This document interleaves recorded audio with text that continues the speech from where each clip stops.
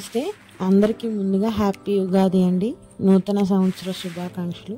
ఈరోజు ఉగాది రోజున మనం స్పెషల్గా చేసుకునే బొబ్బట్లు చూపిస్తున్నానండి. మామూలుగా బొబ్బట్లు మనం మైదా పిండితో చేస్తాం కదా, ఈరోజు నేను గోధుమ పిండితో తయారు చేశానండి. అది ఎలా చేయాలో ఏంటో మీకు కూడా చూపిస్తాను. నా కిచెన్లోకి పదండి.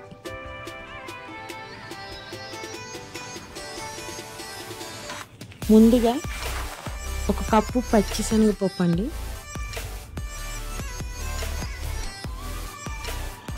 శుభ్రంగా క్లీన్ చేసేసుకొని వాటిని ముందుగానే మనం 2 గంటల ముందు నానబెట్టేసుకోవాలండి.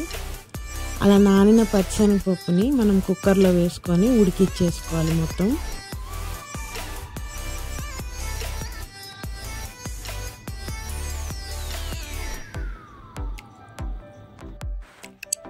రెండు కప్పుల వాటర్ పోసేసి 1 స్పూన్ నెయ్యి కూడా వేసేసి మొత్తం పచ్చిశనగపప్పుని మెత్తగా ఉడికిచ్చేసుకోవాలండి. ఒక 5 విజిల్స్ పెట్టుకుంటే పచ్చిశనగపప్పు మెత్తగా ఉడికిపోతుందండి.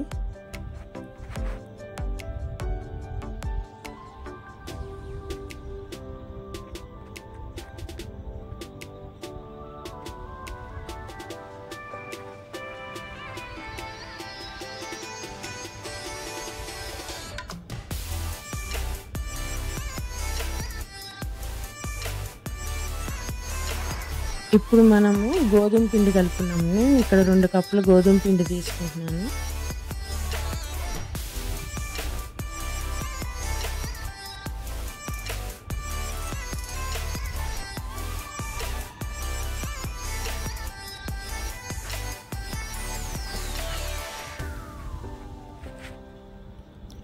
దానిలోకి ఒక 2 స్పూన్ల నెయ్యి వేసుకొని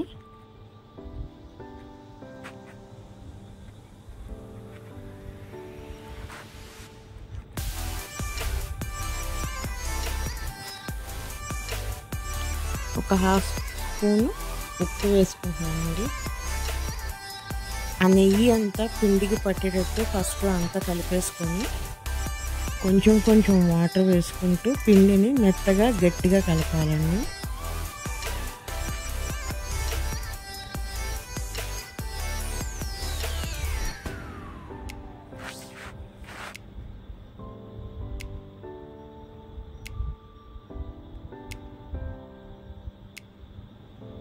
కొంచెం వాటర్ వేసుకుంటే కలపాలండి. పిండి మళ్ళీ పలచనైపోతే మనకి బొబ్బట్లు చేయడానికి రాదు.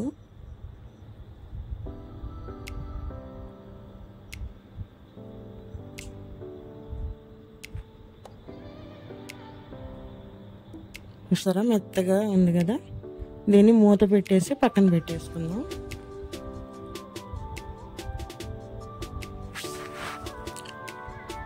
మనకి శనగపప్పు ఉడికిపోయి చల్లారిపోయింది కదండి. మూత తీసేసి చూద్దాం ఉడికిందో లేదో.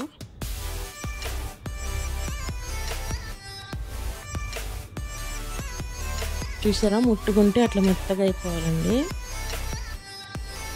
అలా ఉడికించుకోవాలి పచ్చిశనగపప్పుని. కుక్కర్లో ఉన్న వాటర్ని పప్పుని మనం సపరేట్ చేసుకోవాలండి.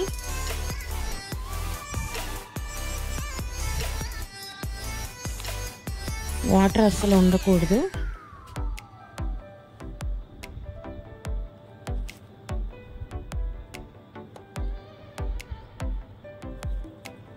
వాటర్ అంతా డ్రైన్ అయిపోయిన తర్వాత దీనిని మనం మిక్సీలో వేసుకొని మెత్తటి పేస్ట్ చేసుకోవాలండి. మనం గ్రైండ్ చేసేటప్పుడు వాటర్ అసలు వేయకూడదు.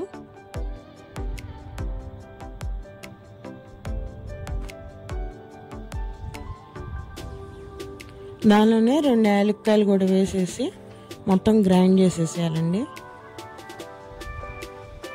చూసారు కదా, ఈ విధంగా మెత్తగా పేస్ట్ అయిపోవాలి, పలుకులు ఎక్కడా లేకుండా.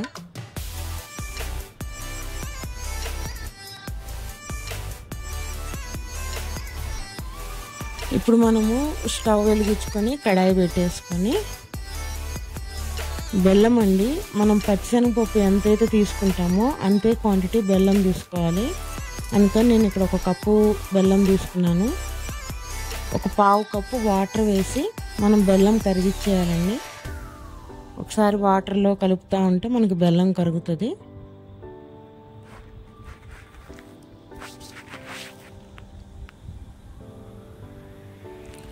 కొంచెం బెల్లం సాఫ్ట్గా కరుగుతున్నప్పుడు మనము ఆ పచ్చిశనగపప్పు పేస్ట్ ఏదైతే ఉందో దీంట్లో వేసేసుకోవాలి.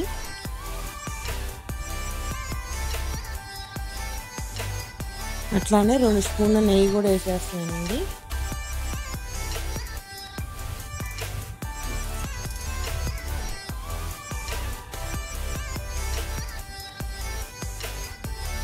మొత్తము ఆ పచ్చిశనగపప్పు బెల్లం మిశ్రమం మొత్తం కలిసిపోయేదాకా బాగా కలపాలి. కొంచెం మీడియం ఫ్లేమ్లో పెట్టుకొని మొత్తం ముద్దలాగా వచ్చేలాగా మొత్తం వాటర్ అంతా పోయి మొత్తం కలిసిపోయి ముద్దలాగా అయ్యే వరకు తిప్పుకుంటూనే ఉండాలండి. హై ఫ్లేమ్లో పెట్టకూడదు, మాడిపోతుంది అంతా.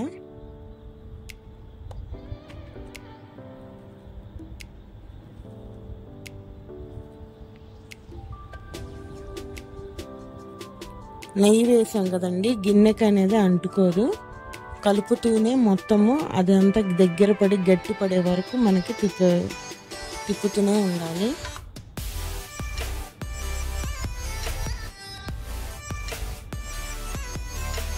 చూసారా, గిన్నెకి మొత్తం వదిలేసేసింది కదా.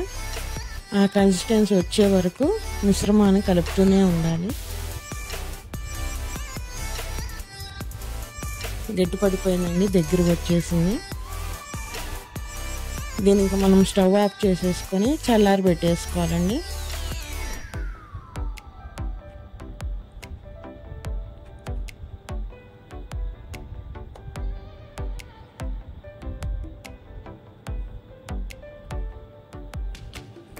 చల్లారిపోయిందండి. చల్లారిపోయిందని చూసారా, గట్టిగా అయింది కదా. ఇప్పుడు దీనిని మనం కావాల్సిన సైజులో చిన్న చిన్న ముద్దలు చేసుకోవాలి.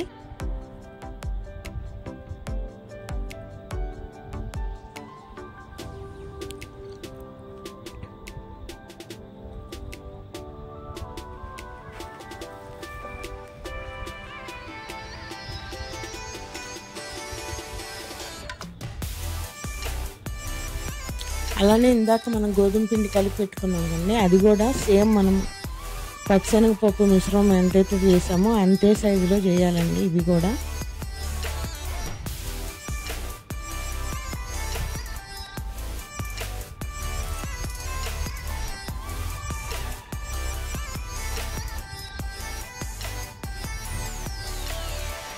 ఇప్పుడు ఒక ఉండని తీసుకొని దాన్ని అలా మధ్యలో గుంట వచ్చేలాగా అలా తిప్పుకుంటాం. ఇప్పుడు మనం పచ్చిశనగపప్పు మిశ్రమాన్ని మధ్యలో పెట్టేసి మొత్తం కవర్ చేసేయాలండి. మిశ్రమం బయటికి రాకుండా అలా మొత్తం కవర్ చేసేసి మనం బాల్ లాగా చేసేసుకోవాలి.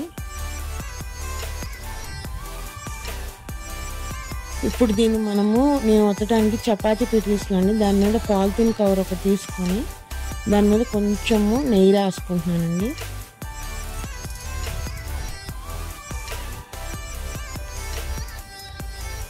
నెయ్యి రాసుకున్న కవర్ మీద మనం ఇప్పుడు ఆ మిశ్రమాన్ని ఉండని పెట్టేసి పైన మళ్ళీ ఇంకొక కవర్ పెట్టేసి ఒత్తేయాలండి. దీనివల్ల మన చేతికి అంటుకోకుండా ఆ బొబ్బట్టు అనేది నీట్గా రౌండ్గా వస్తుంది.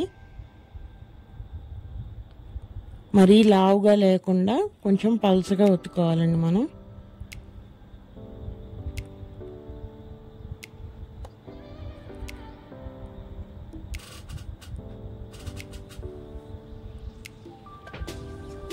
పైన కవర్ తీసేసి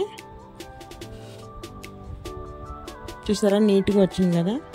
మనం పెనం పెట్టేసుకోండి. దాని మీద మళ్ళీ ఒక స్పూన్ నెయ్యి వేసేసుకొని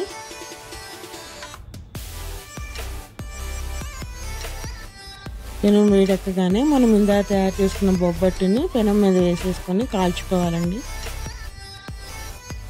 ఇవి నేతి బొబ్బట్లు కాబట్టి నేతితోనే కాల్చుకోవాలండి మొత్తము.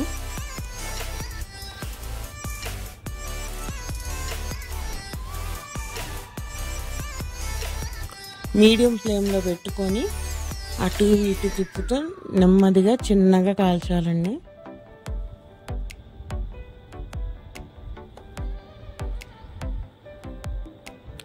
ఒక సైడ్ కాలిన తర్వాతే మళ్ళీ టర్న్ చేయాలి మనము, లేదంటే ఇరిగిపోతుంది.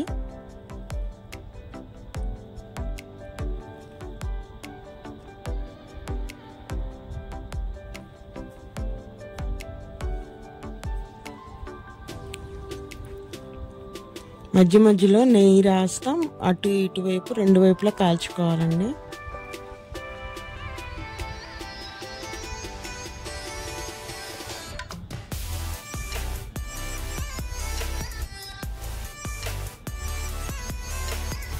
అయిపోయిందండి. ఈ విధంగానే మిగతా అన్నీ కూడా అట్లానే కాల్చేసుకోవాలి మనం.